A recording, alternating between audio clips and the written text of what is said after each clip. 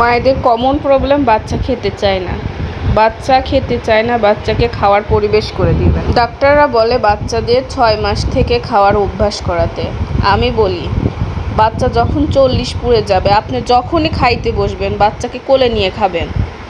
বাচ্চা খাক আর না খাক, বাচ্চা যে খাবার যে একটা পরিবেশটা দেখছে বাচ্চা দেখে দেখেই শিখবে।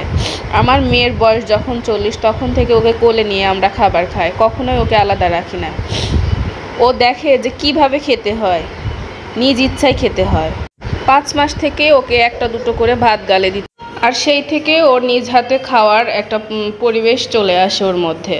ও নিজ হাতেই এখন একটা কলা খায় দিলে, আবার আম কেটে দিলে নিজ হাতেই খাবে। যে কোনো ফল মূল হোক যেটাই হোক, ও নিজ হাতে খাওয়ার ইচ্ছে ওর খুব বেশি। আমার হাত দিয়ে খেতেই চায় না। ইদানিং আমি দেখতেছিলাম যে আমার মেয়ে খাবার অনেক বেশি নষ্ট করতেছিল।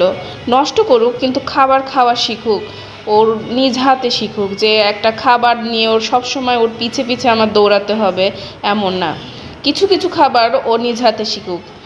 আর ভাত মাছ এগুলো আমি ওকে নিজ হাতে খাওয়ানোর চেষ্টা করি। কিছুদিন দেখতেছিলাম ও নিজ হাতে খাইতে খাইতে এমন একটা অভ্যাস হচ্ছিল আমি ওকে খাওয়াইতে পারতেছিলাম না। তারপরে ও সব কিছু যেমন কলা ফল মূল এগুলো নিজ হাতে খায়, আমি ভাতটা খাইয়ে দিই। এই যে দেখেন ভাত খাওয়ার সময় কত দুষ্টামি করতেছে, এতে কোনো সমস্যা নেই। কিছু খাবার ও নিজ হাতে শিখুক খাওয়া, আর কিছুটা আপনি শিখিয়ে দেন। ওর বয়স মাত্র 15 মাস, যতটুকু শিখছে আলহামদুলিল্লাহ।